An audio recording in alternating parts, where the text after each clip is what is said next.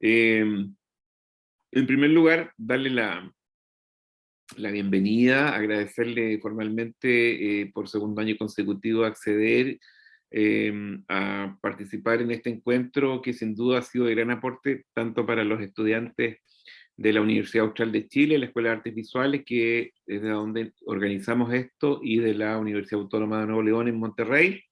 Y bueno, por añadidura de todas las el resto de las instituciones que participan y que también han utilizado y han accedido también a cada una de las charlas, tanto del año pasado como las de este año, que han sido de gran importancia para la formación también de nuevos artistas y de estudiantes dentro del mundo de la fotografía y de las artes visuales. También desearle un feliz día de la fotografía a usted, eh, porque es una persona que ha dedicado prácticamente su vida a poner en valor todos los aspectos de la fotografía, influyendo como formador en generaciones de jóvenes también y de personas que son no solo profesionales, aficionados, estudiantes, eh, y que han encontrado en su persona y en todas sus actividades, charlas, en sus blogs, el sitio web, un espacio de reflexión en torno a los temas de la fotografía y el aprendizaje. La primera vez cuando Juan Francisco logra contactarlo el año pasado, yo me sentí muy contento porque, bueno, yo la universidad en que estoy, llevo 15 años trabajando y 31, 32 haciendo clases en educación superior, enseñando fotografía. Y desde un tiempo a esta parte, uno de los referentes en la enseñanza de la fotografía era el sitio oscarenfotos.com, ese misterioso personaje que estaba detrás de ese fantástico blog, y bueno, finalmente terminábamos siempre incluyéndolo en nuestras recomendaciones de bibliografía o de sitios web de aprendizaje. Y cuando don Juan Francisco, ¿no es cierto?, mi colega, logra contactarlo, realmente fuimos muy felices, lo encontramos de lo más espectacular, así que estábamos muy contentos, y este año todavía más contentos por volver a tenerlo acá. Quiero hacer una breve lectura para las personas que están en sala y para los que nos van a ver y nos están viendo. El doctor Oscar Colorado, de México, doctor cum laude en Ciencias de la Documentación por la Universidad Complutense de Madrid y máster en Narrativa y Producción Digital por la Universidad Panamericana, Ciudad de México, donde es investigador de tiempo completo y profesor titular de la Cátedra de Fotografía Avanzada, así como docente de posgrado en Nuevas Narrativas, autor de 7 libros sobre fotografía, comunicador transmedia, fundador del blog, sitio web oscarenfotos.com, productor y conductor del programa de radio Imagen Líquida. Colabora en medios internacionales como Black Camera o la Rolling Stone Magazine. Fundador del Observatorio de Cultura Fotográfica, miembro del Seminario de Imagen y Cultura, la Asociación Mexicana de Estudios en Estética AMEST, el Seminario Permanente de Análisis y Crítica Cinematográfica CEPANCINE y de Photographic Historical Society, Rochester, Nueva York, entre otras agrupaciones académicas. Participa en el programa de apoyo a proyectos para innovar y mejorar la educación PAPIME de la Universidad Nacional Autónoma de México. Doctor, bienvenido a este Focus 2021. Agradecidísimos de tenerlo y la palabra es toda suya. Muchísimas gracias. Pues de verdad, muchas gracias por la presentación. Estoy encantado en este día en particular, este día de la fotografía. Pues es que en 1839, un 19 de agosto, ocurrió el inicio de esta trayectoria, de esta pasión que todos compartimos el día de hoy. Y bueno, pues el año pasado tuve el placer enorme de poder estar en este mismo foro, en Focus 2020, entonces, y ahora pues nos toca una segunda posibilidad de volver a saludarnos. Entonces, bueno, lo primero es dar muchísimas las gracias por la invitación. Es un honor poder estar con ustedes. Saludo a quienes nos acompañan en la sala y también, desde luego, quienes puedan ver esta grabación en el futuro, pues también les mando un saludo. Y bueno, yo quisiera comenzar ya con nuestra charla.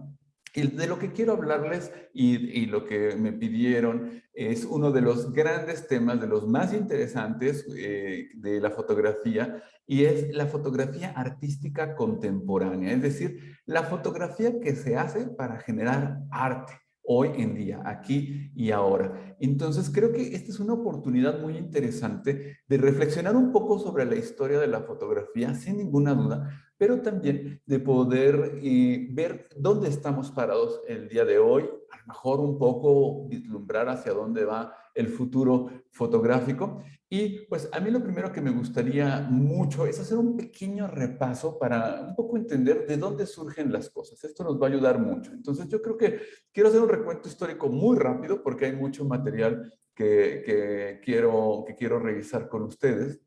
Pero lo primero que hay que decir es que hay una impronta en la fotografía cuando en 1839 es presentada ante la Academia de Ciencias de París por Louis Daguerre. François Arago le abre las puertas de la Academia de Ciencias de París y entonces la fotografía es presentada a los científicos. Eso es súper importante. ¿Por qué? Porque no estamos hablando que los primeros que recibieron la fotografía fueron los artistas. La Academia de Bellas Artes de Francia, por ejemplo, fue la Academia de Ciencias. Entonces, lo primero que ocurrió es que todo el mundo le vio esta utilidad científica al dispositivo. Oh, podemos hacer registros y de hecho fue las primeras cosas que ocurrieron de inmediato, ¿no? El hacer un registro fotográfico, primero con los daguerrotipos y poco a poco avanzó con una rapidez inmensa una vez que el gobierno francés liberó la patente, se la compra a Daguerre y la libera y la regala al mundo, pues las cámaras, los procedimientos, surge el ferrotipo, el ambrotipo, etc. Entonces, quisiera platicarles un poco que una vez que se disipó un poco este polvo del documentalismo, del registro, empezaron a surgir figuras que usaron la cámara fotográfica, la máquina fotográfica, para crear arte, para hacer cosas simplemente porque les venía en gana, porque querían generar algo que les diera goce. Y entonces aquí les he puesto que de las primeras manifestaciones están las marinas de Gustave Le Gray, que va explorando con su cámara.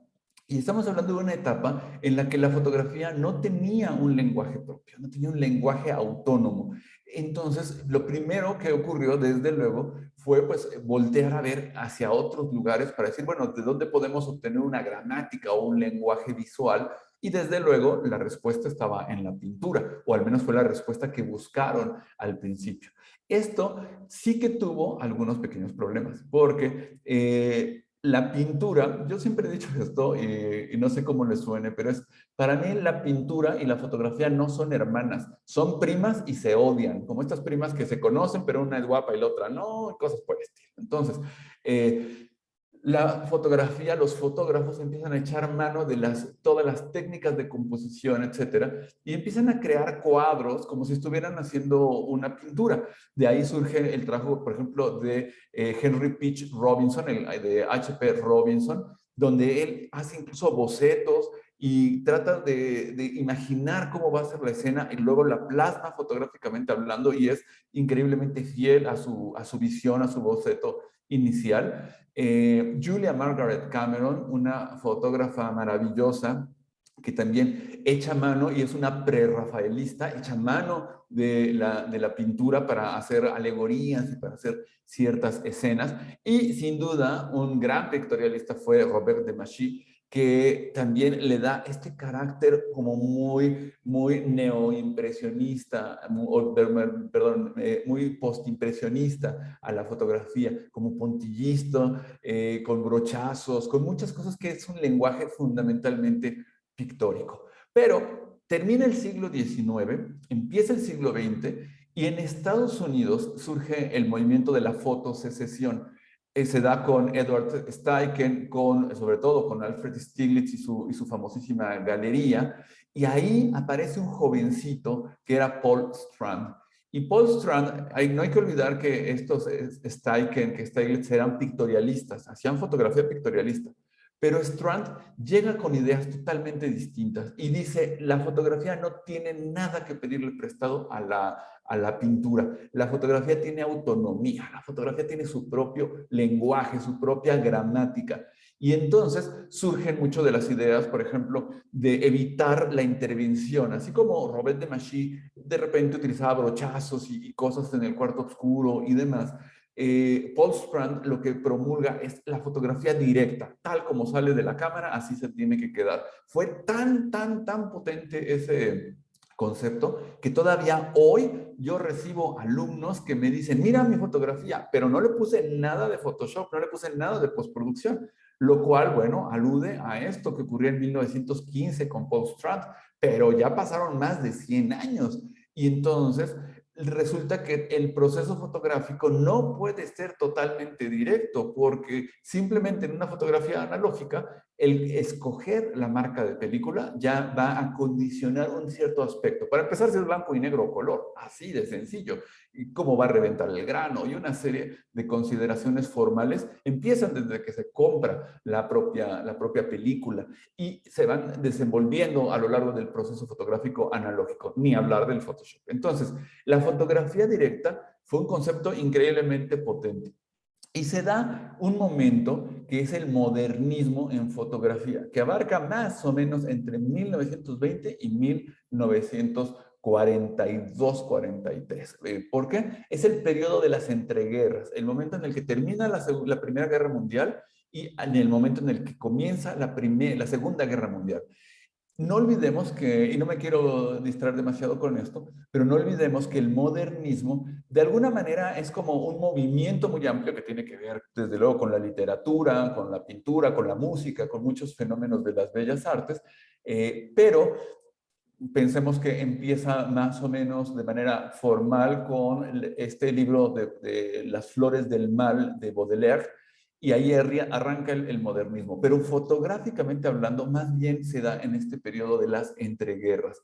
Y aquí surgen un conjunto de figuras, y les puse algunos ejemplos. Edward Weston, ahí lo tenemos, Imogen Cunningham, Ansel Adams, que eran miembros del grupo F64. Este grupo sintetiza de una manera maravillosa lo que era hacer fotografía no para el registro, sino para el goce. Observen el clásico pimiento número 30 de la izquierda que tenemos en Edward Weston, estas formas abstractas, las dunas. Imogen Cunningham, cómo hace este primer plano de plantas, y todas estas son fotografías que no tienen una intención de hacer un documento del mundo, ni un registro, sino de generar una experiencia, de generar belleza. Perdón, aquí me adelanté un poquito. Entonces, Ansel Adams, indudablemente, sus paisajes, ¿no? Y luego, gente como Minor White empieza a tratar de encontrar en la cámara una manera de hacer equivalencias de lo que siente su corazón, su alma, ¿no? Una visión mucho más espiritual, la de Minor White. Y entonces aquí ya podemos ver que este modernismo se convierte como en una figura tan potente en la fotografía que en verdad todavía hoy muchos de los que nos dedicamos a la fotografía tenemos un poco que cargar el peso de este modernismo, porque esto cambió radicalmente después de la Segunda Guerra Mundial. Se dio un movimiento artístico en Alemania que fue la fotografía subjetiva, pero como los alemanes habían sido el pueblo derrotado en la guerra, los nazis y toda esta historia, fue un movimiento que no tuvo el eco o no se le reconoció el eco que se debía de dar. Después hubo un momento muy fuerte de fotografía documental en los 50, especialmente en Estados Unidos con Robert Frank, y en Europa se da mucho el tema de la fotografía humanista, los temas de Cartier-Bresson, etcétera, pero más la fotografía de calle. Pero entonces, la fotografía artística, el utilizar la cámara como un medio de hacer arte, de alguna manera tuvo una pequeña pausa después de la Segunda Guerra Mundial y cobra auge de nuevo en los 60. Y aquí voy a pasarme a nuestra siguiente diapositiva, perdón que se me adelantó un poco. Vamos a ver, es que quiero ir a la siguiente diapositiva, pero no me deja. Ahí está. Ok, fotografía artística, pasamos del modernismo al posmodernismo. Y ahí estamos hablando de 1960 a 1977, 78, 80, más o menos. No hay una frontera específica cuando se da el posmodernismo. Pero empieza a haber una manera totalmente distinta de entender la fotografía. Si vemos esta fotografía de abajo a la izquierda de William Eggleston, pues vemos como pues, un triciclo, ¿no? Ok, ¿y qué con ese triciclo? O vemos ahí una silla, ok, ¿y eso qué? O unas estaciones de gasolina, de gasolineras, o una mujer con fotografías pegadas al cuerpo, ¿qué es eso? O una foto, bueno, ok, Cindy Sherman, ¿qué es eso, no? Simplemente una fotografía de una mujer, o una fotografía de una persona en la taquilla de un cine, de un teatro. Todas estas son expresiones que tienen un renacimiento del arte conceptual. No me quiero detener demasiado en eso porque es un tema demasiado largo y me podría estar tranquilamente 1 o 2 horas hablando sobre el arte conceptual y no quiero perder el tiempo en eso porque más bien quiero hablar de todo este momento del posmodernismo, cómo nos lleva a la fotografía actual.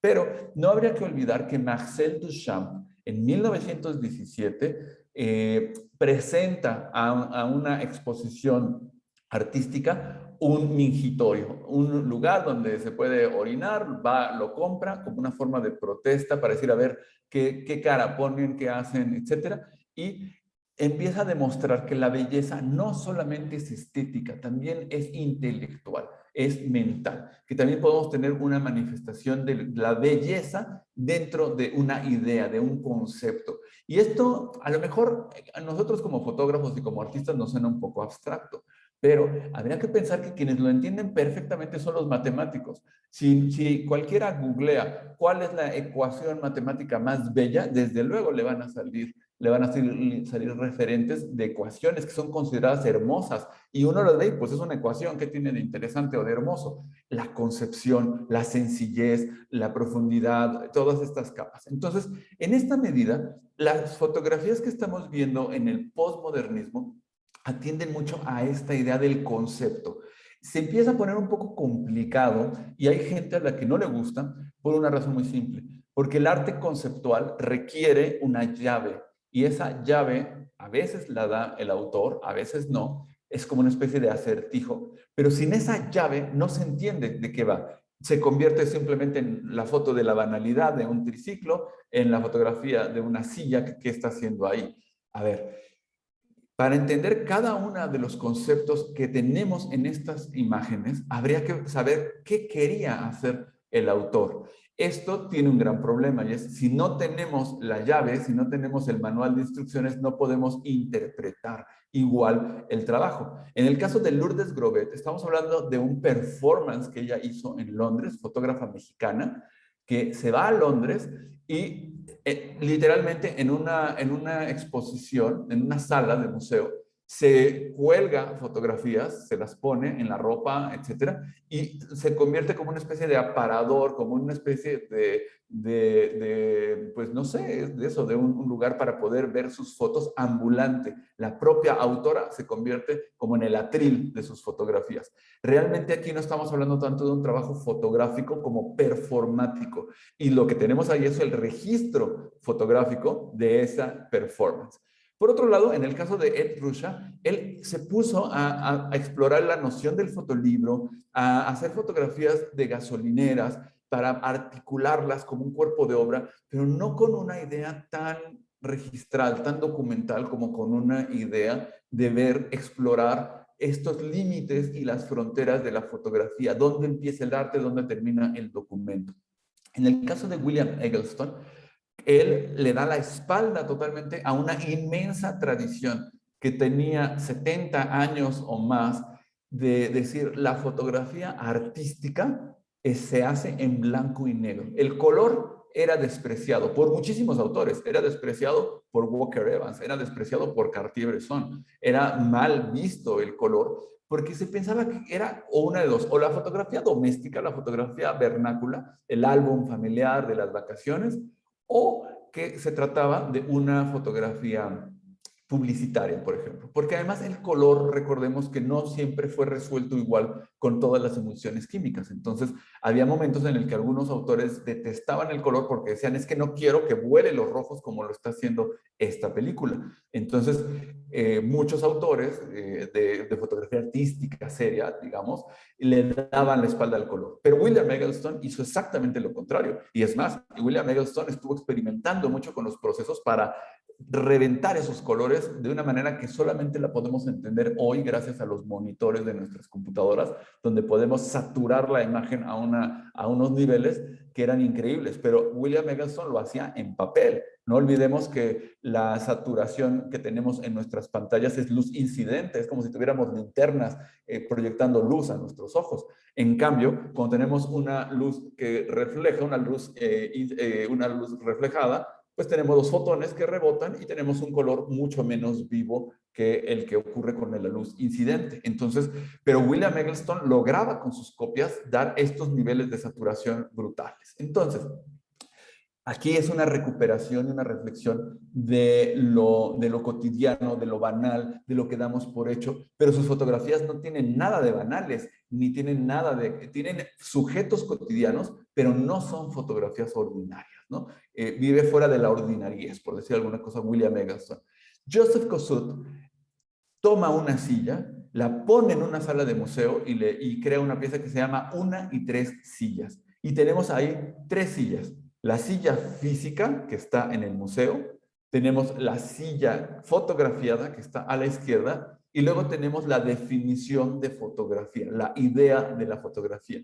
Y les voy a poner otros ejemplos. Y podremos tener una cuarta silla. Por ejemplo, ¿qué pasa si vean la silla, imagínensela, cierren los ojos, proyectenla en su mente, ahí tenemos una cuarta silla.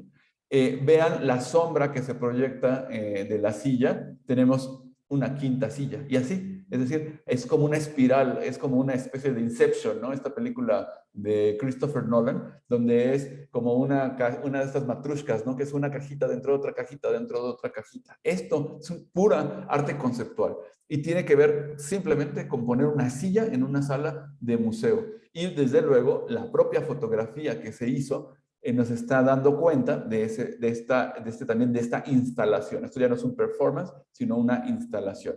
Stephen Shore es otro de estos grandes autores muy en la línea de William Eggleston de recuperar el color. Y claro, hoy nos ofende un poquito el asunto de que todo el mundo se hace una fotografía de su desayuno y cosas así. Y también eso lo empezó a hacer Stephen Shore, pero con una diferencia importante. Stephen Shore utilizaba cámaras de gran formato, con película de placa de 8x10 para tomar los huevos de la mañana. Eso lo hacemos hoy con nuestro teléfono móvil en 2 segundos, pero Stephen Shore utiliza medios que están, digamos, desproporcionados para capturar estas escenas banales, estas escenas simples, pero la cámara de gran formato le da una calidad brutal.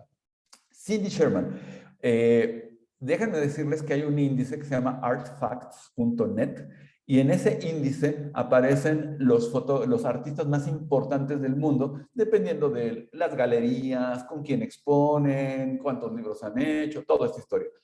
Solamente para darles una idea, Cartier-Bresson, el ojo del siglo, mucha gente lo considera uno de los más grandes fotógrafos del siglo XX, en ese índice es el número 500 en artfacts.net.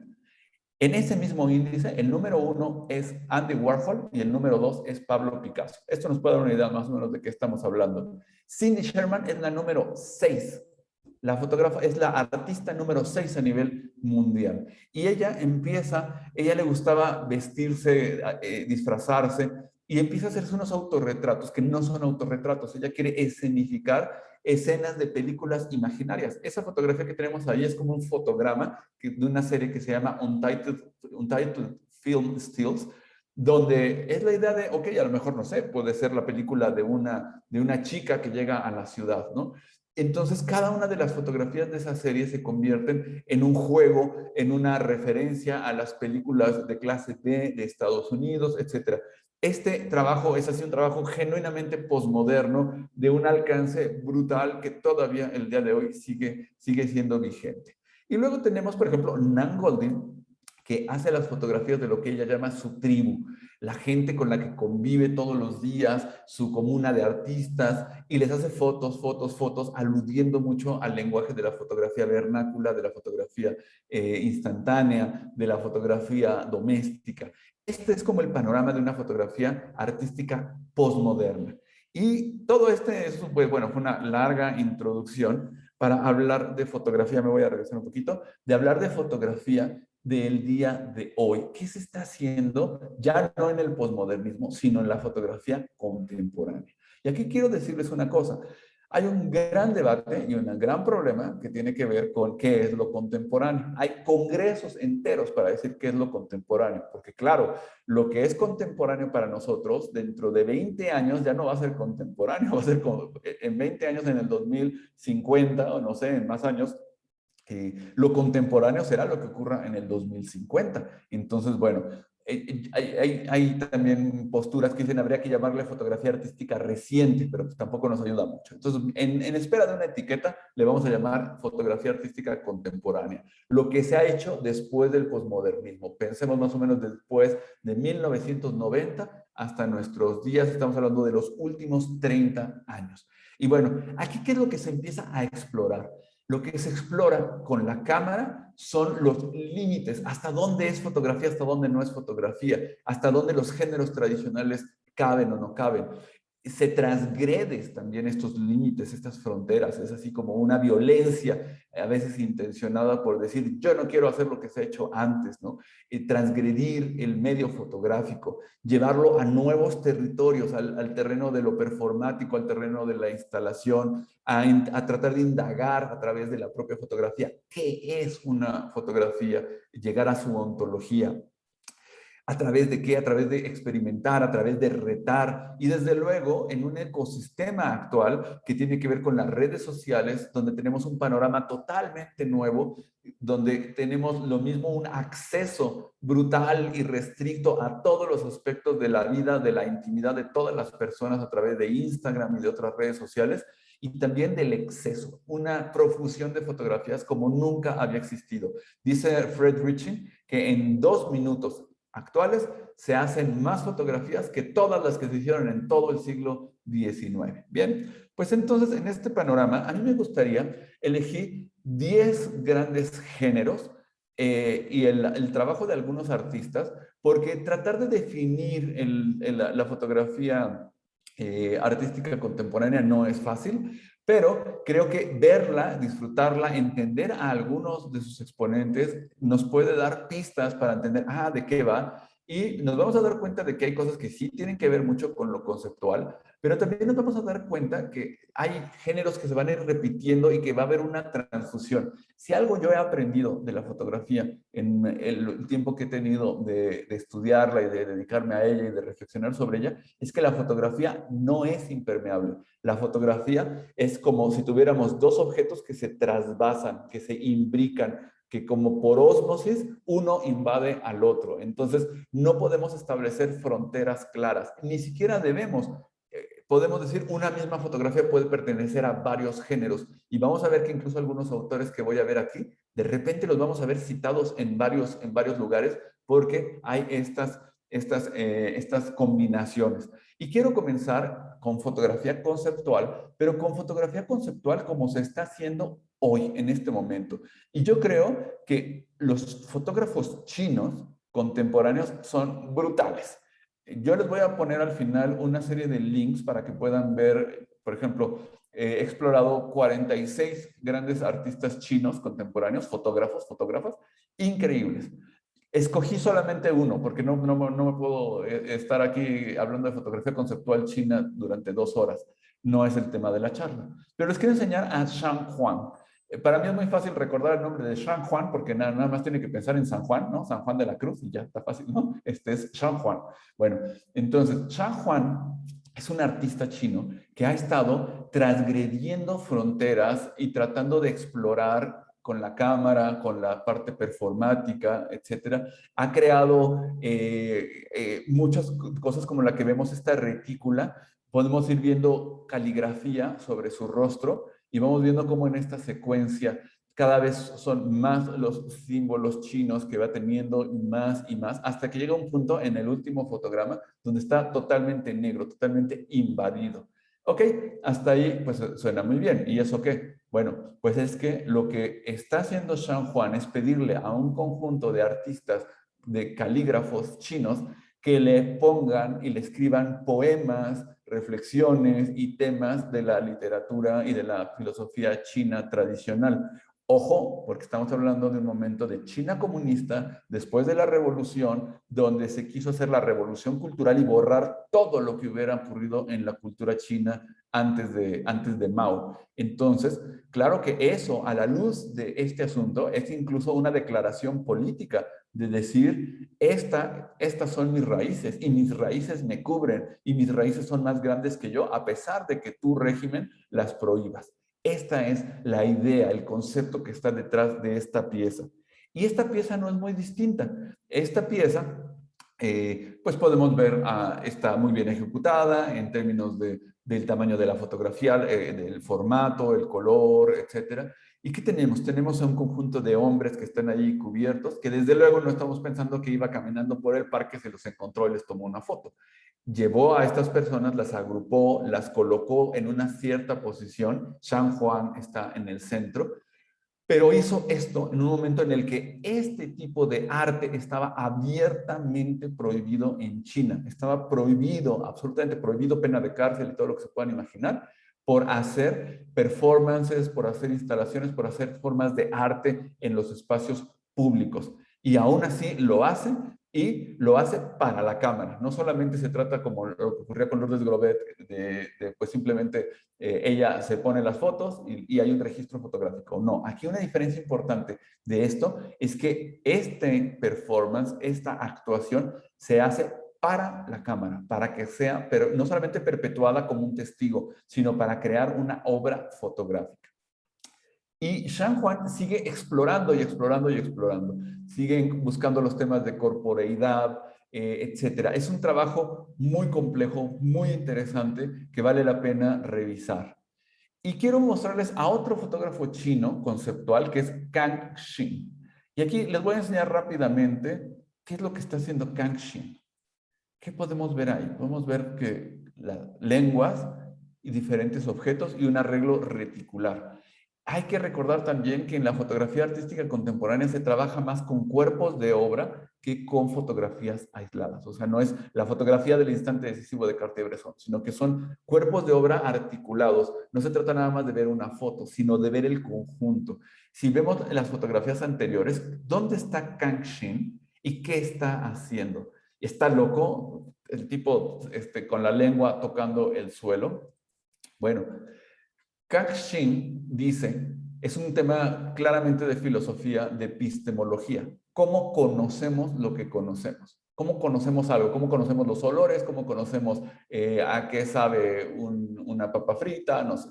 Bueno, entonces pensemos que Kang-Xin dice que la única manera de conocer algo íntimamente es a través no de los sentidos tradicionales, no de la vista, no del oído, no del tacto, sino a través del gusto. Y entonces lo que está haciendo es probar a qué sabe China. ¿A qué sabe China? ¿A qué sabe la Gran Muralla? ¿A qué sabe la plaza? ¿A qué sabe un billete? ¿A qué sabe una moneda? ¿A qué sabe la caligrafía? ¿A qué sabe? Quiere saber a qué sabe China, porque él dice que no hay ningún órgano más íntimo que la lengua. Desde luego habrá gran debate, habrá quien tenga algunas otras ideas creativas sobre cuál es el órgano más íntimo, cada quien lo decidirá, pero para Kang Xin es la lengua. Y también él toma prestado un concepto religioso que tiene que ver un poco con Occidente y con la comunión, ¿no? O sea, pensemos en la Eucaristía y cómo se come el cuerpo y la sangre de Cristo y lo hacemos nuestro según la teogonía cristiana. Y entonces, él quiere probar, quiere tener esa comunión con China. Y aquí tenemos otra expresión que podemos ver a la derecha, pero ojo, porque lo que tenemos es una escultura hiperrealista, lo podemos ver a la izquierda, de Kangxin, y el verdadero Kangxin, el real, está sentado a la derecha, está en cuclillas de esta pieza que está en un museo. Entonces va expandiendo, perdón, los límites, estirando. Ese es un concepto que a mí me parece que siempre va a ser muy importante entender en la fotografía artística contemporánea. El cómo estiramos, cómo reflexionamos y cómo a través de la cámara tratamos de ver hasta dónde se rompen los conceptos, hasta dónde dejan de ser fotografía, hasta dónde llega a ser otro tipo de estilo. Bueno, yo aquí les he puesto un conjunto de otros autores que trabajan también fotografía conceptual contemporánea, como Philip Lorca de Corcha, Sophie Calais, que la tenemos ahí a la derecha. Bueno, no les leo todos los que están ahí, porque para eso los tienen, los pueden ver. Pero yo les voy a dejar al final los links para que puedan ver a estos fotógrafos chinos contemporáneos, porque de verdad, además de las galerías que les pongo, también pongo una breve explicación sobre qué está tratando de explorar el autor como la llave para poder descifrar. Vamos a un segundo género, que es la narrativa. Esto tiene que ver con algo que ocurrió desde el siglo XIX, no es nada nuevo. Es lo que se conoce como el tableau vivant, es decir, el poner una escena para hacerlo en la cámara. Lo vimos justo al principio de esta charla con H.P. Robinson, por ejemplo, con Julia Margaret Cameron. Armar una escena para mostrarla a la cámara. Bueno, pero en esta narrativa, a mí me gustaría mucho compartir un trabajo que es interesantísimo, complejísimo, en todos los niveles, en un nivel conceptual, pero también en un nivel de ejecución fotográfica. Y es el trabajo de Gregory Crewdson. Y quiero mostrarles, vamos a ver un poco estas fotografías, voy a regresar a ellas, pero Gregory Crewdson está mostrándonos una escena, ¿ok? ¿Qué está ocurriendo ahí? Pensemos en que es una escena de un hombre que se baja del coche, pero deja el maletín con la puerta abierta, está lloviendo, etcétera. Bueno, primera fotografía. Segunda fotografía, ¿no? Una mujer con una bebita, un bebito. Ahí hay una nieve afuera, vemos un automóvil estacionado, etcétera. Otra escena, ¿no? Una mujer a la derecha, asumimos que está embarazada, un coche que está por cruzar, una atmósfera muy peculiar, fotografías a color. Y también, y esta escena, ¿no? ¿Qué es esto, no? Eso ya no es la calle, esto ya no es una cosa externa, sino estamos en una casa. Pero ¿qué ocurre? Este espejo de agua está inundada y hay una persona ahí, presumimos que está muerta, está viva, tiene los ojos abiertos, pero parece que está muerta, etc.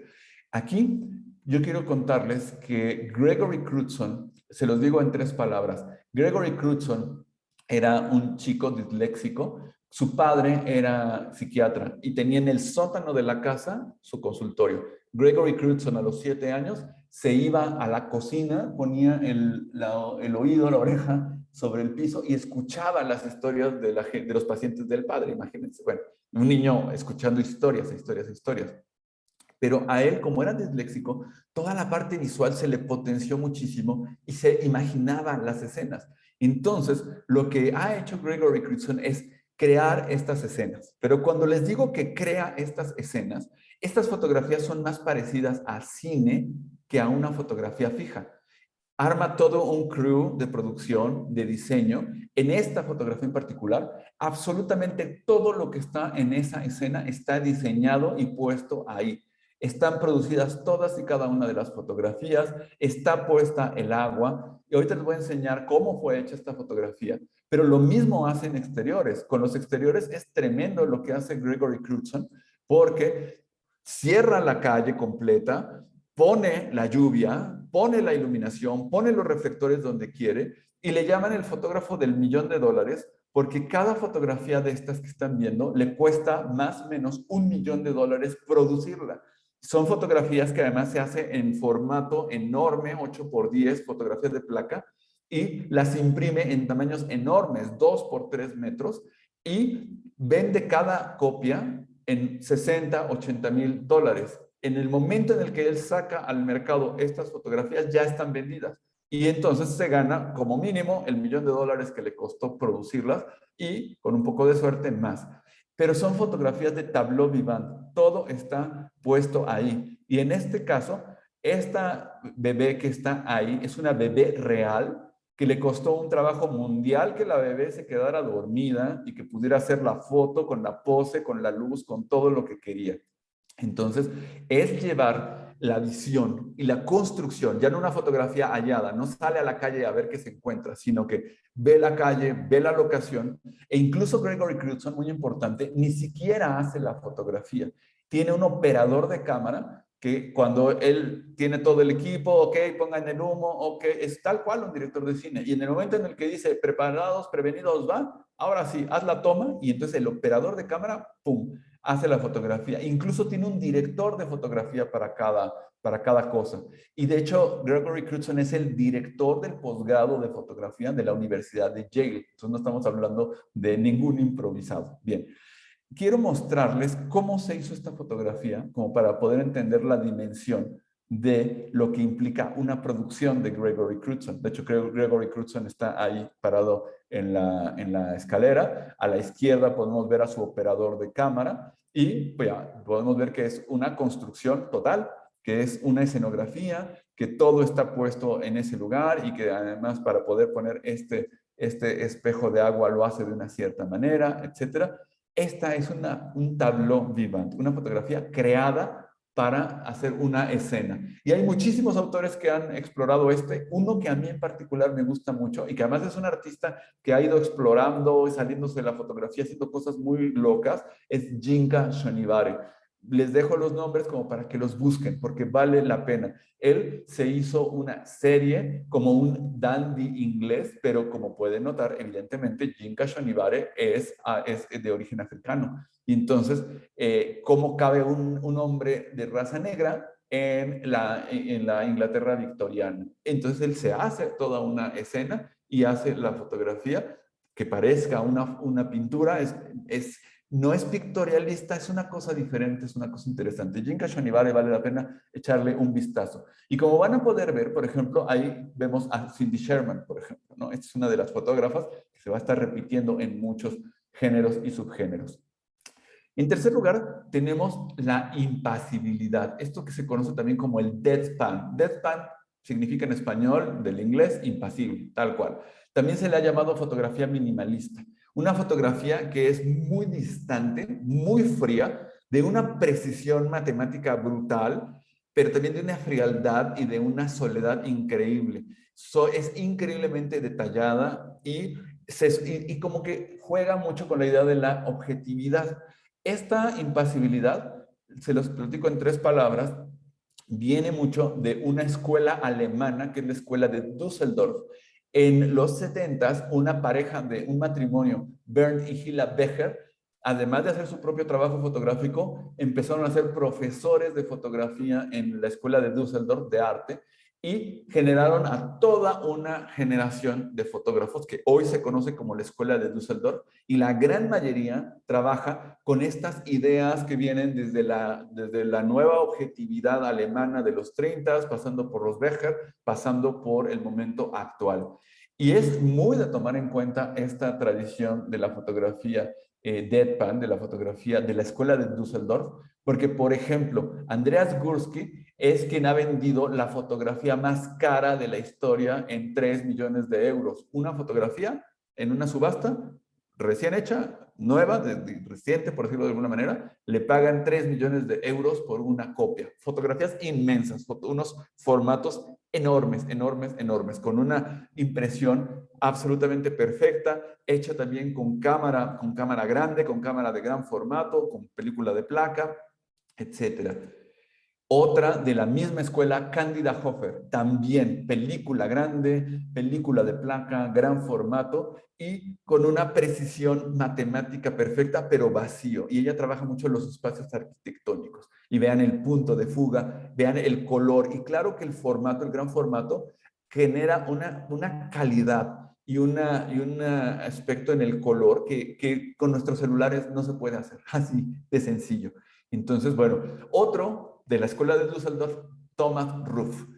algo totalmente distinto. No estamos hablando de un espacio vacío como el de Gursky, ni tampoco de Cándida Hofer y sus espacios arquitectónicos. Aquí tenemos personas.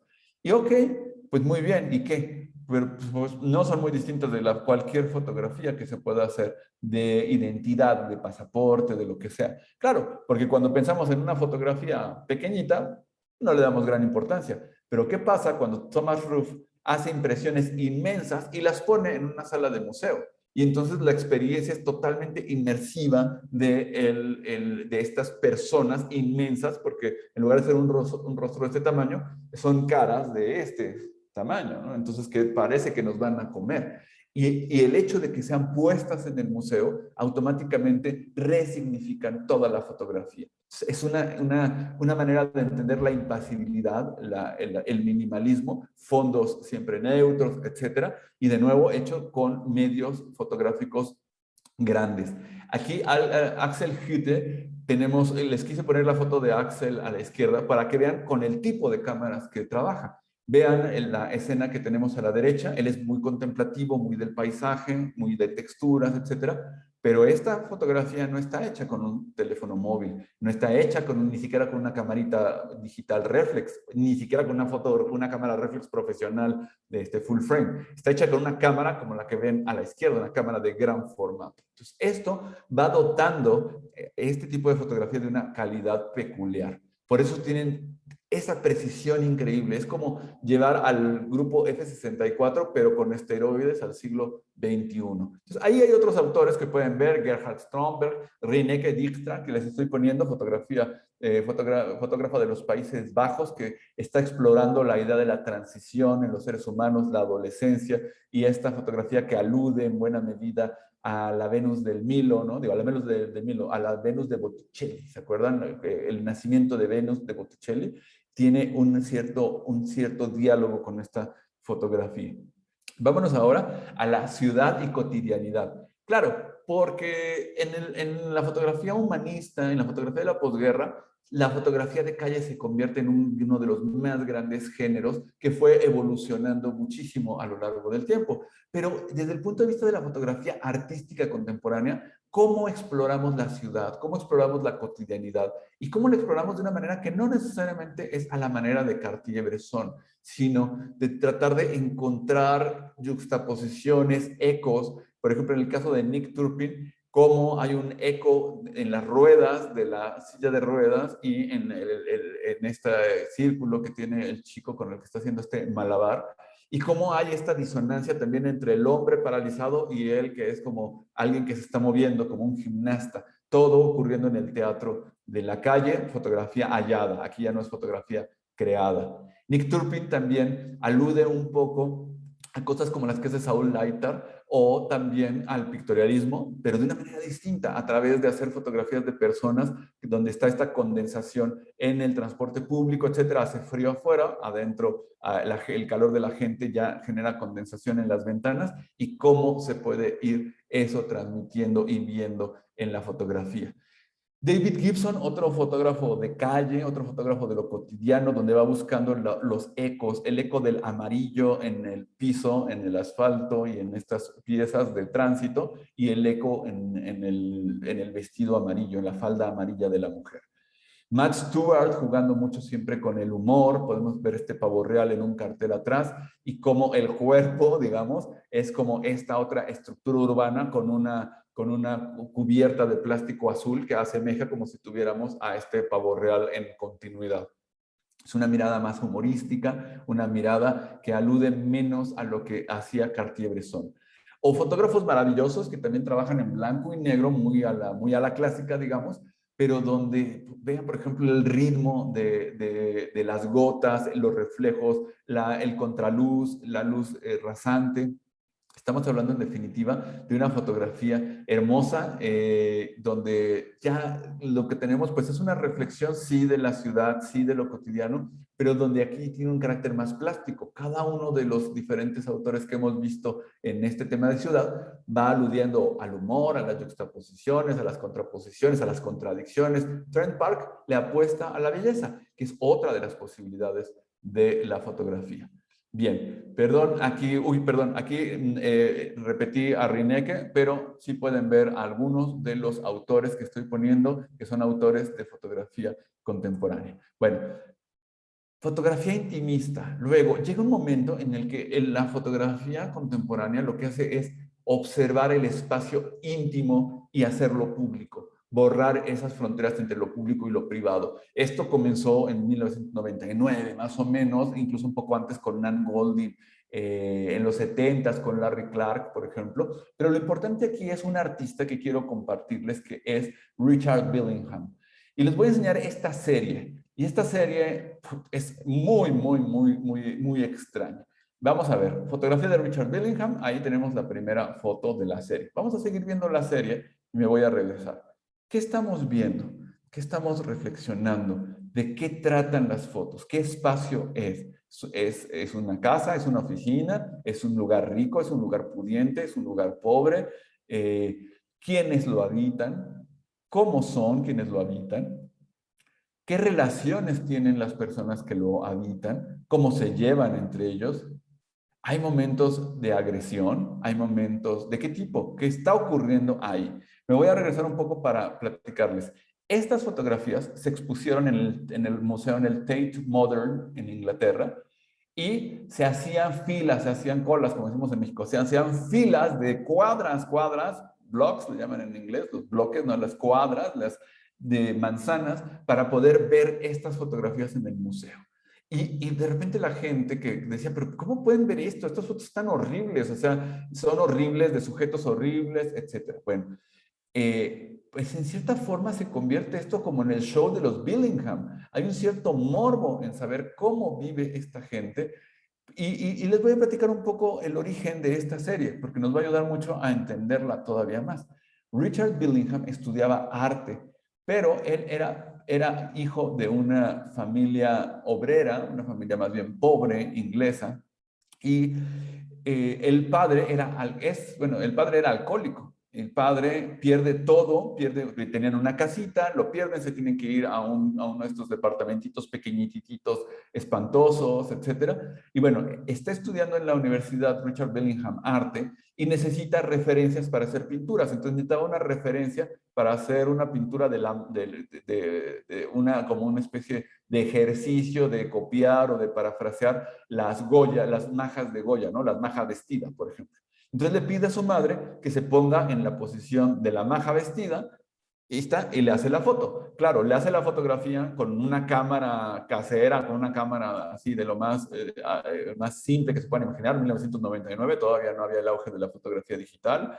Las compra la película más barata que puede, las revela en el lugar más barato donde puede, pero empieza a darse cuenta de cosas y empezamos a ver con más detalle las fotos y nos vamos dando cuenta que no son tan silvestres, que no son tan simples. Vean aquí, por ejemplo, el eco visual del rompecabezas que está armando la madre, con el vestido de la madre, con el rompecabezas que está en la mesa. Esto nos indica que Richard Billingham observó, vio y empezó a hacer este registro. Y también empezó a registrar y mostrar cómo las relaciones familiares podían ser variopintas, cómo no son de blanco y negro y no son siempre estables. Por ejemplo, ahí la madre le sonríe al padre y le está llevando un huevo tibio, ¿no? Por ejemplo. Pero también hay momentos en los que la madre quiere agarrar a golpes al marido, ¿no? Porque es un alcohólico, ¿no? Y así. Y es esta exploración de un hogar disfuncional, funcional, ¿no? De un hogar común y corriente, como hay miles en Inglaterra, pero que no se veían y que desde luego, bajo ninguna circunstancia, habían aparecido en una sala de museo. Pero Richard Billingham lleva hacia allá esta expresión. Hay muchos otros autores que han explorado su propia intimidad. Ya les platicaba, Nan Goldin, Larry Clark, pero hay muchos más, Jürgen Teller, Wolfgang Tillmans, aquí vamos a ver más adelantito, y Nobuyoshi Araki, ¿no? Que él, por ejemplo, hizo toda una serie que se llamó Sentimental Journey, de su mujer, cómo muere, etcétera, de cuando se casan, y va haciendo un recuento de esta intimidad propia. Bien, Retrato. Por supuesto, el retrato fue uno de los primeros géneros que propulsó la fotografía. No me quiero meter demasiado en eso, simplemente decir que antes de la fotografía, el tener un retrato era el máximo símbolo de poder de una persona. Que le hicieran un retrato, una pintura, era el máximo símbolo de poder.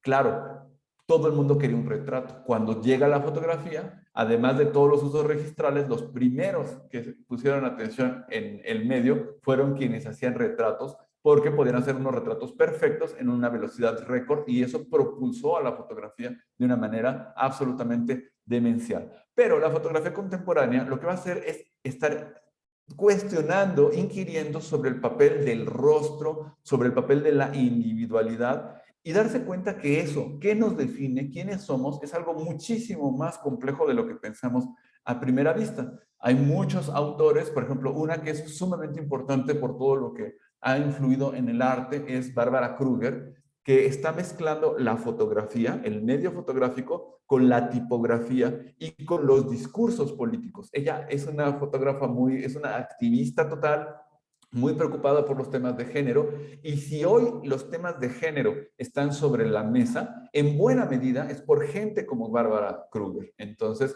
es un trabajo que tuvo que ver con lo artístico, que tuvo que ver con lo estético, que además, por ejemplo, esta tipografía futura que ella utilizó, esto se ha convertido incluso en todo un referente del diseño gráfico, el blanco y negro, el fondo rojo, la letra blanca, el tipo de letra, etcétera.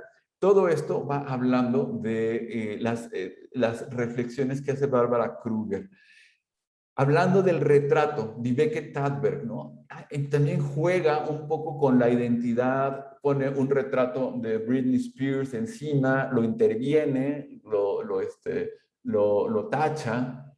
Valérie Belin hace una cosa súper interesante haciendo estos retratos que son muy extraños. Y dicho rápido y mal, son maniquíes, son maniquíes. Y estos maniquíes son los Rolls Royce de los maniquíes. O sea, cuestan un dineral y son verdaderamente apabullantes en su perfección, en tal. Y lo que hace Valérie Belin es hacer retratos de estos maniquíes como si fueran personas, como reflexionando en que fueran personas. Entonces, también, ¿quiénes somos nosotros? Vamos a ver nuestra siguiente diapositiva. Esperen un segundo. Ahí está. Bien, hay muchos autores que trabajan el autorretrato, el retrato. Y de nuevo vamos a ver, por ejemplo, a Cindy Sherman, ¿no? Por ahí la vamos a ver que se está colando. Susan Upton. Y todos estos fotógrafos están utilizando el retrato para reflexionar quiénes somos, quién soy yo. ¿Yo soy yo o soy mi padre? ¿Yo soy yo o soy la tribu a la que pertenezco? ¿Yo soy yo o soy un estereotipo? ¿Yo soy yo o quién soy o soy mis hermanos, etcétera? Esa es la reflexión que se está haciendo del retrato. Y desde luego, si estamos viendo el retrato, la otra edad, pues el autorretrato contemporáneo va a ser también el retrato de las diferentes formas de ser. Empezamos con una fotógrafa que es absolutamente maravillosa, no les puedo poner todas, no me puedo estar aquí 3 horas hablando de Kimiko Yoshida, pero es verdaderamente impresionante su obra. Si se meten a mi blog, a Oscar en Fotos, ahí pueden ver todo un estudio personal de Kimiko Yoshida, cómo hace esta mezcla de minimalismo zen tradicional japonés, ella es japonesa, se va a Europa, encuentra el barroco, encuentra lo que ocurre en Europa y dice, wow, y quiere mezclarlo. Entonces vamos a tener la exuberancia del barroco en algunas cosas con el minimalismo japonés, por un lado, y luego ella realmente está haciendo rituales de purificación para apaciguar sus voces interiores y sus propios demonios. Es una cosa complejísima, pero que se traslada al final del día en un concepto muy interesante, desde luego, pero que cualquiera puede disfrutar. No necesitamos tampoco demasiado la llave. Si no tenemos la llave, decimos, wow, qué fotografías tan interesantes. Cuando tenemos la llave, decimos, ah, ok, ya entendí qué quiere decir Kimiko Yoshida. Gran autora. No me puedo detener demasiado en ella.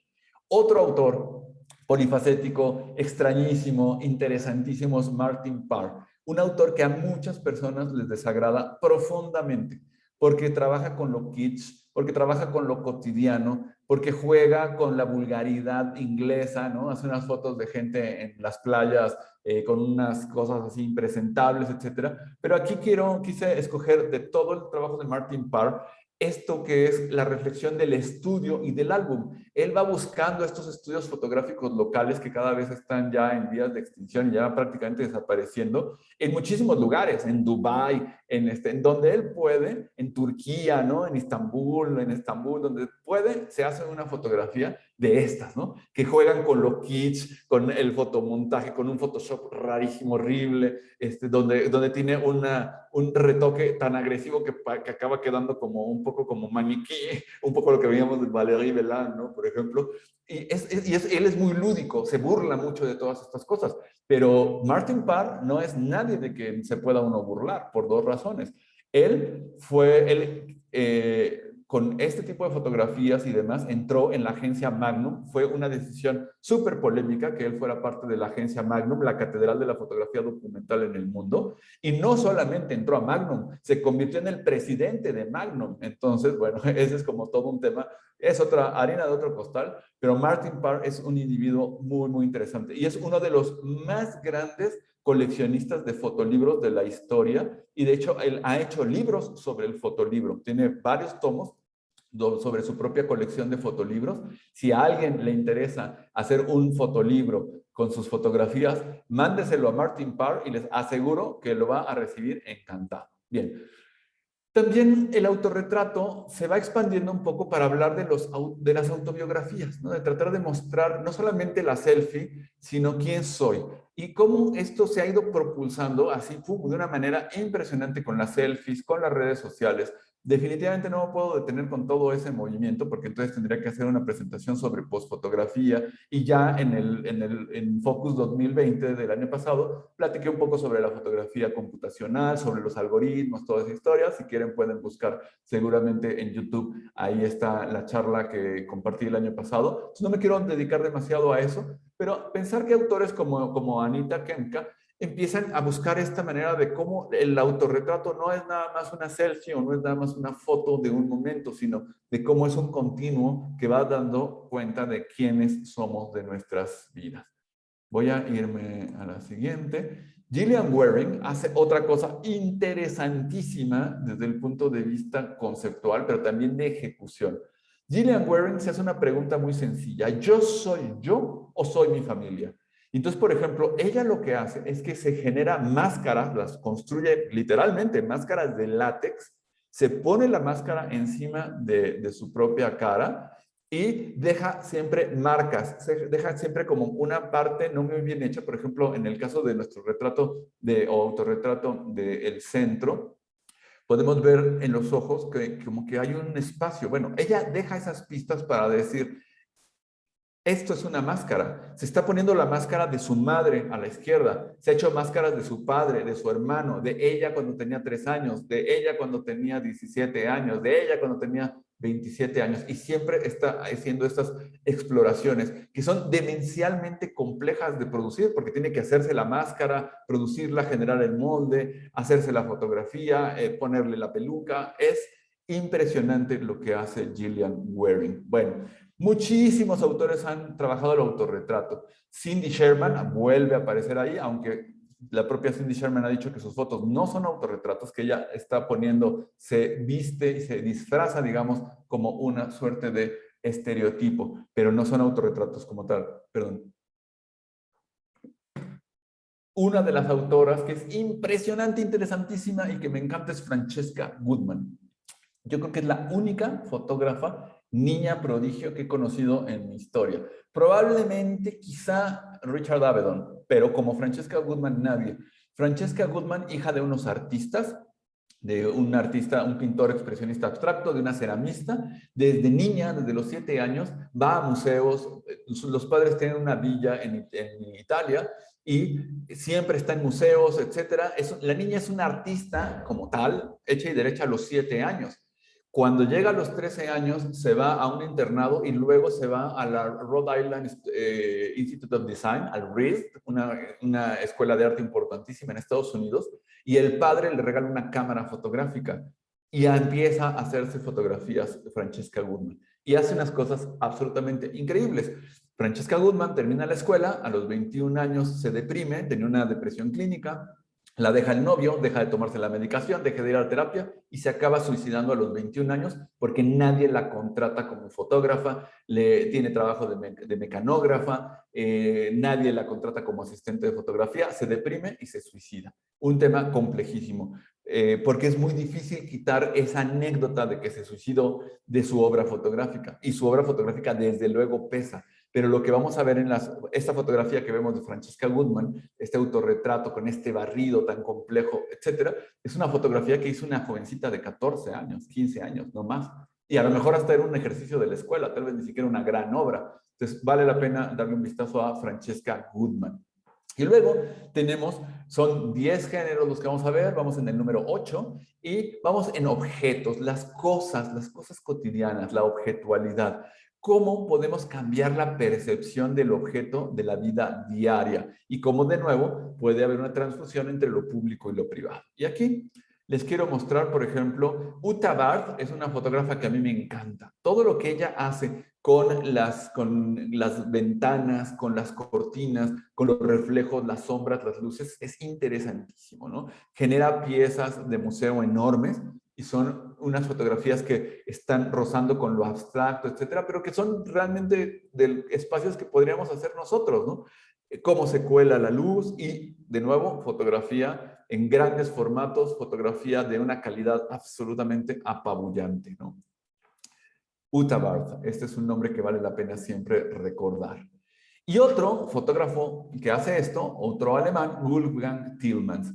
Y observen cómo es una fotografía, pues sí, como cotidiana, ¿no? Pero que juega y tiene guiños hacia el bodegón clásico, pero pronto se convierte en lo impresentable de la vida, ¿no? O sea, estas partes que no queremos mostrarle a las visitas, por decir un ejemplo, ¿no?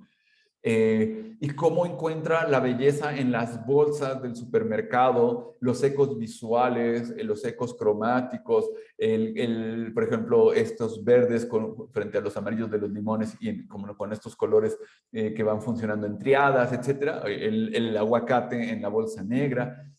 Cómo va creando estos bodegones extraños. Y vean cómo también, no estamos hablando de cualquier tipo de fotografía, aquí lo podemos ver en la calidad. Si quisiéramos hacer con nuestro teléfono móvil algo así, nos costaría mucho trabajo. No podríamos hacerlo por la calidad de la luz, por los formatos que está utilizando. Entonces, Wolfgang Tillmans es otro fotógrafo que vale la pena. Perdón porque aquí otra vez se me fue puse otra vez a Francesca Goodman, pero autores que valen la pena, uno que me gusta muchísimo, no me da tiempo de verlo, pero que les recomiendo mucho es es mi paisano, Gabriel Orozco, artista mexicano contemporáneo. Su obra fotográfica es muy, muy interesante. Bien, ya nos vamos acercando al final y quiero platicarles de apropiación. ¿Qué significa robarse las fotos, el trabajo, el arte de alguien más? Robárselo, ¿para qué? Para tomarlas prestadas, para hacer un remix, para hacer un sampling, ¿no? Para samplear algo, que es, como, digamos, como la base de mucho del hip hop, resignificarlas poniendo fotos de alguien más en otros lugares, descontextualizándolas. Y quiero tomar el trabajo de Yasumasa Morimura, este fotógrafo, porque él toma estas fotografías icónicas que conocemos todos, la foto de Marilyn Monroe, y él las reproduce, pero él se viste de Marilyn Monroe, ¿no? Por ejemplo, o él se viste de Mao y reproduce esta fotografía típica del comunismo. O estas fotografías, ¿no? Alfred Eisenstadt, Alberto Corda y el guerrillero heroico, etcétera. Y siempre queda clarísimo que deja, y como Gillian Wearing, deja marcas para mostrar que él está haciendo estas paráfrasis, que no está queriendo dar gato por liebre, que simplemente está experimentando, bueno, ¿qué implica hacer estas fotos? ¿Qué significa? ¿Qué significo yo? ¿Quién soy yo? ¿Cómo reflexiono? ¿Qué ocurre cuando yo me convierto en estos grandes personajes? ¿Qué implica el reproducir la luz, etcétera? Y él se ha ido expandiendo no solamente a la fotografía, sino también a la pintura. Y aquí podemos ver, pues desde luego, esta paráfrasis de la chica del arete de perla, ¿no? Bueno, Hay muchísimos autores que han trabajado esto, se les ha criticado mucho por decir que son unos plagiadores, que se roban el trabajo de los demás. Hay gente como Penélope Umbrico, John Fontcuberta, etcétera. Pero uno que ha generado unas polémicas brutales es Richard Prince. Ahí tiene una sala de museo con fotografías que Richard Prince sacó de Instagram, tal cual, las imprimió en tamaño grande, las puso, ninguna fotografía la hizo él, las puso en el museo y cada una de estas fotos las vendió como en $300,000. Y pues, por supuesto lo demandaron, por supuesto, bueno, fue una reflexión sobre qué implica robarse, apropiarse. Recuerden también que en el modernismo, empezando por Baudelaire, se empezó a hacer como el auge del pensar que la originalidad lo es todo en el arte. Ese es un metarrelato que se convirtió pues tal cual en algo que ya se ha desmoronado en la fotografía artística contemporánea, donde lo que hacemos es trabajar también a veces a partir de la obra de los demás. Es que eso no es nada original. Puede ser, pero yo no estoy trabajando en hacer algo original, estoy trabajando, dice Richard Prince, en resignificar, en apropiar, en poner en tela de juicio eso. Hay un ensayo muy importante de Walter Benjamin, de la obra de arte en la era de la reproducibilidad técnica, porque entonces, ok, un Van Gogh, pues claramente lo hizo Van Gogh con su manita santa, vale muchísimo y vale millones y millones de dólares. Pero una fotografía que se puede reproducir desde un mismo negativo, desde un mismo archivo digital, miles de copias, ya no vale, no vale lo mismo. Y un ejemplo más claro todavía, ok, no sé, una obra de León Tolstoy o de Dostoyevsky, ¿no? El hecho de tenerla en formato digital en Gutenberg gratis le quita el valor a esa obra literaria. Por ahí van las reflexiones de los que hacen apropiación. Y luego, para terminar, por supuesto, hay que recordar que la fotografía siempre ha tenido este papel que tiene que ver con el archivo, que tiene que ver con la historia, con la memoria. Siempre hemos pensado que la fotografía nos ayuda, el momento Kodak, ¿no? El momento de recordar nuestra vida, nuestra historia. Y siempre se le ha dado como este papel a la fotografía de un testimonio de lo que ocurrió, de la memoria. Bueno, pues esta, que es una de las funciones más clásicas de la fotografía, ahora procura ser reimaginada, puesta a prueba y estirada, haciendo cosas extrañas. Y quiero enseñarles este trabajo de Paul C. Wright, que tiene una relación, no quiero decir un guiño, porque no es un guiño, pero él hace esta fotografía Bali en 1999 en Afganistán, y hace eco a una de las fotografías más famosas de la historia, que es The Valley of the Shadow of Death, que se hizo durante la guerra de Crimea. La hizo Roger Fenton en 1855, y es una fotografía donde no vemos la guerra, no vemos la batalla, no vemos los cadáveres, pero vemos en la fotografía de Roger Fenton las bolas, estas esferas que son las balas de los cañones que quedaron esparcidas por este camino. Y curiosamente, esto mismo lo está viendo Paul C. Wright, pero lo está viendo en Afganistán, y podemos ver las formas ahora ya no circulares, ¿no? Quiero mostrarles este trabajo que se llama Hidden, de Paul C. Wright. Vamos, lo voy a enseñar rápido, ahorita les doy la llave para poder entenderlo. Y vamos a ver de qué es este trabajo, memoria, archivo. ¿Qué son estas fotos? ¿Qué nos están mostrando? Perdón. ¿Qué nos están mostrando? ¿De qué tratan? ¿Qué sujetos estamos viendo aquí? Bueno, voy a regresarme para ver el racional de la serie, y vamos a entender con la llave de qué va. Esta serie se llama Hidden, escondido. Y esta serie Hidden fue una respuesta a la guerra de Afganistán en 2002. Ahora que estaba el tema de Afganistán muy, muy, muy en las noticias, es importante. Bueno, pero son fotografías de los campos minados y de lugares de batalla que reconocen que el conflicto está ahí, pero está oculto. Esta fotografía que vemos a la derecha es una fotografía aparentemente, pues, no sé, impasible, deadpan, como veíamos hace rato, de no hay nada ahí. Claro, no hay nada ahí porque todo ese campo tiene minas terrestres, y si alguien camina por ahí va a acabar muerto, así de simple. Entonces, en Hidden existe una enorme violencia, pero una violencia latente. Son las minas terrestres listas para destruir. Es una violencia oculta, potencial, todavía no ocurre, todavía no se da, está ahí latiendo, preparada, como si estuviera agazapada, pero que es absolutamente mortal y absolutamente aterradora.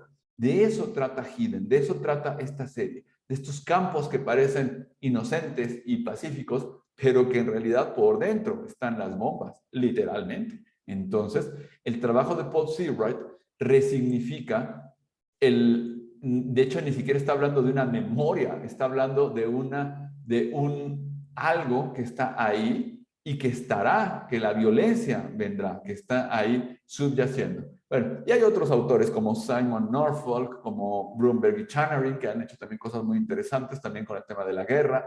Y hay, pues bueno, cualquier cantidad de gente que está trabajando, hablando de esto. Bueno, con esto termino. Quiero compartirles que esto que vimos es una probadita de la fotografía artística contemporánea, de lo que se está haciendo. Yo escribí un libro que se llama Fotografía Artística Contemporánea. Hay dos opciones para poder leer ese libro. Uno es, en papel está agotado. Ya no sé, he estado viendo el asunto de si hacemos una segunda edición, pero por 50 cosas, entre otras la pandemia, no hemos hecho una segunda edición de este libro que ya está agotado. Pero una de dos, lo pueden comprar en Amazon en formato digital y mejor aún, en ese link que les estoy poniendo ahí, pueden leerlo en mi blog completo, capítulo por capítulo. De hecho, voy a poner en mi chat, en el chat voy a copiar y pegar los tres links que están viendo ahora en mi pantalla. Desde luego le pueden hacer fotografía con un dispositivo móvil y luego del QR pueden ir a los links o pueden tenerlos ahí, que ya los puse en el chat de la videoconferencia. Entonces, primero, fotografía artística contemporánea, de pe a pa, ¿de qué va esta cosa? Segundo, ¿qué otros artistas hay? Muchísimos. Yo hice una selección de 160 fotógrafos contemporáneos que me encontré repetidos en un montón de libros de arte contemporáneo. Entonces dije, bueno, que si están en 5 libros, en 10 libros, pues es porque seguro algo aquí hay. ¿Por qué tantos curadores están poniendo atención a estos autores? Entonces, por eso tenemos ahora 160 fotógrafos contemporáneos, una lista donde pueden ver, así como ya les dije ahorita algunos, pueden ver más. Y desde luego la lista con los 46 fotógrafos chinos, hay mujeres, hay hombres, figuras chinas de la fotografía contemporánea, y ahí pueden ver cada una de estas galerías que están haciendo, que están reflexionando, cómo lo están haciendo, que me parece que es súper, súper, súper interesante.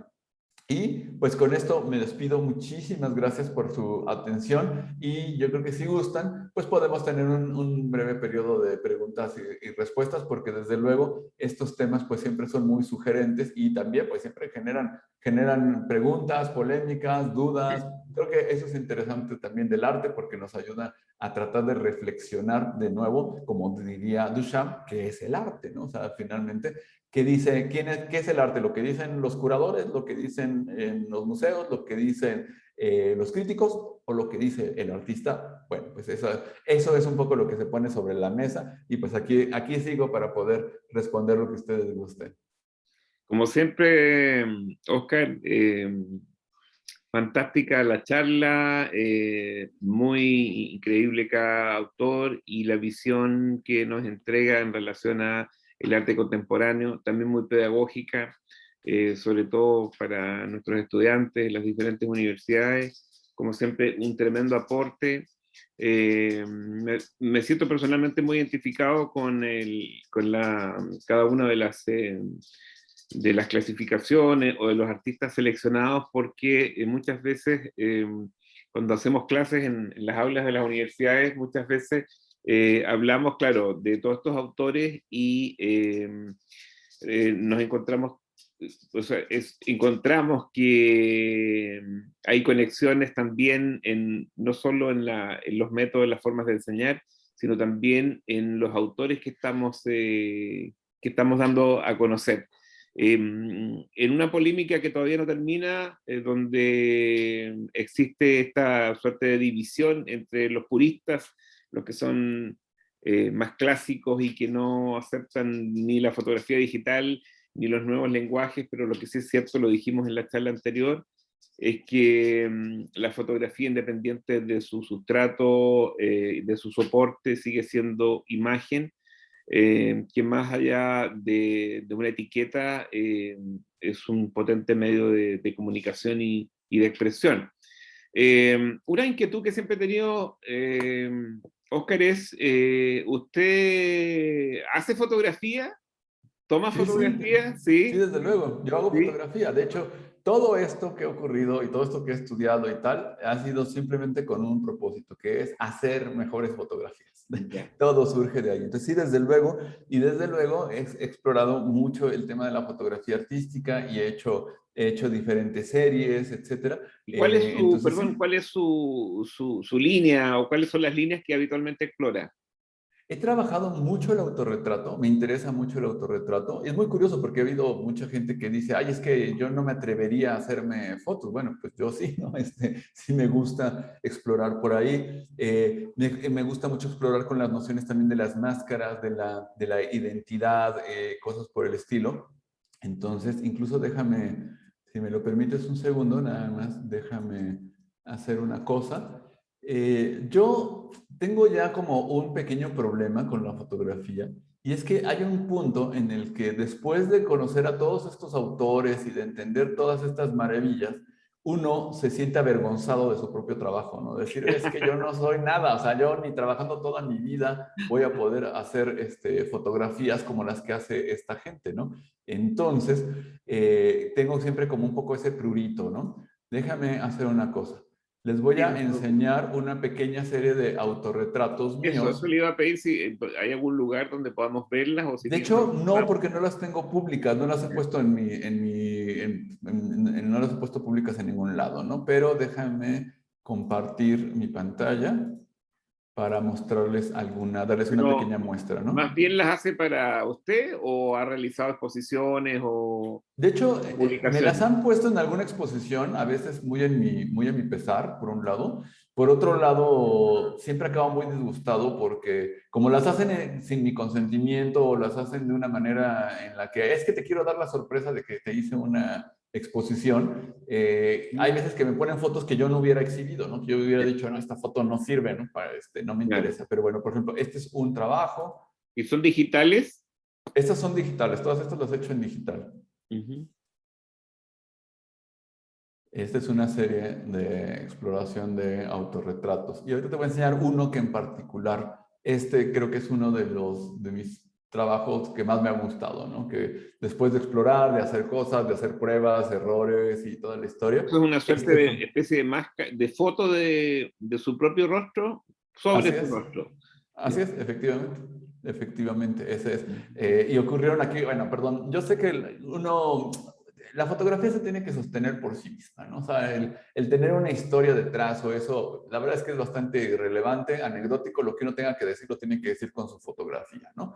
Pero una de las cosas que me ocurrió curiosas de este trabajo fue que efectivamente me hice un autorretrato, lo imprimí en papel bond en una impresora láser, que no es una buena impresión ni mucho menos, me lo puse sobre el rostro y quedó, me sorprendí porque dije, no lo intentaba así, pero me quedó uno a uno, es decir, el tamaño de la fotografía quedó del mismo tamaño de mi cara. Dije, ah, pues mira qué bien. Me lo puse, como se me caía, lo tuve que ir armando de manera que se me pegara, Ujú. pero al momento de hacer la foto me enfrenté con un pequeño problema y es que no veía nada porque tenía tapada pues, con una cara. Entonces lo que hice fue hacerles un orificio en los ojos para poder ver porque si no, no me podía hacer la foto. Ujú. Me hice la foto y la verdad es que acabé bastante contento. Digamos que esta es de las fotos que menos me avergüenzan, ¿no?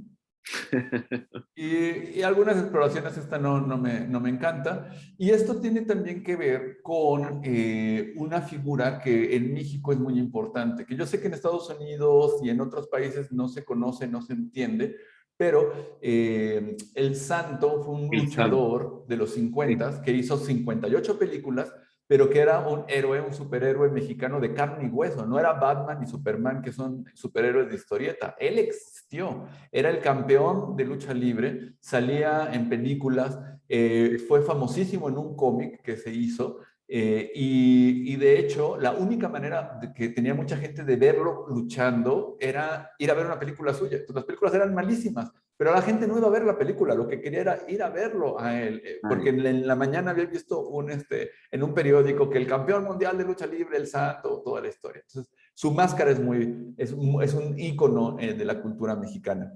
Y entonces yo aquí quise explorar este tema de hacerme el santo, pero además de trabajar una doble máscara, tener una máscara interna de un textil y encima de eso hacerme la fotografía con una máscara. Entonces, bueno, también esta es una foto que sé que fuera de contexto, del contexto mexicano y del contexto de las luchas, es difícil de comprender y espero que de alguna manera se medio sostenga desde el punto de vista fotográfico. Pero esos son algunos ejemplos. Realmente como no tengo preparado hablar de mi trabajo, no tengo mucho Bueno, que entonces mostrar, ¿no? estamos hablando de que recibimos prácticamente una primicia.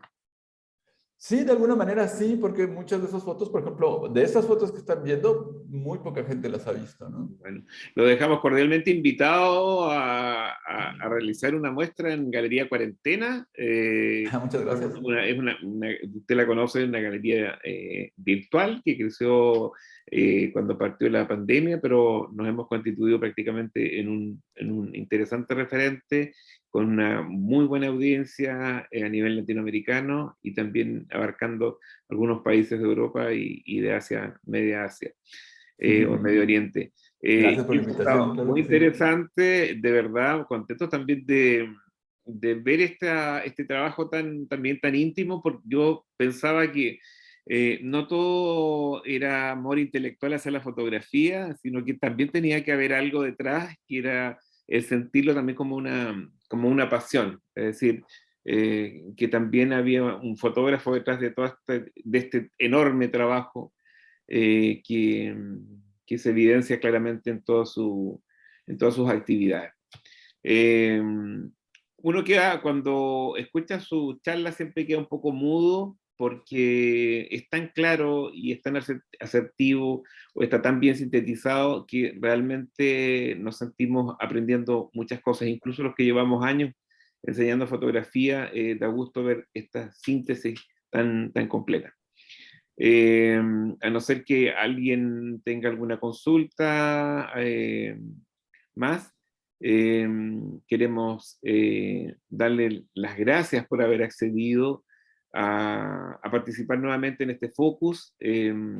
La charla la vamos a subir a nuestro YouTube, y le voy a enviar, ahora que tengo su correo, le voy a enviar un WeTransfer con la mejor calidad posible del archivo para que también lo pueda, como siempre, incorporar en en sus páginas, en su blog. Eh, ¿Qué más decirle? Agradecidos enormemente de su charla, de su simpatía, de su calidez, y esperemos que tengamos la oportunidad en algún momento de contar nuevamente con sus aportes.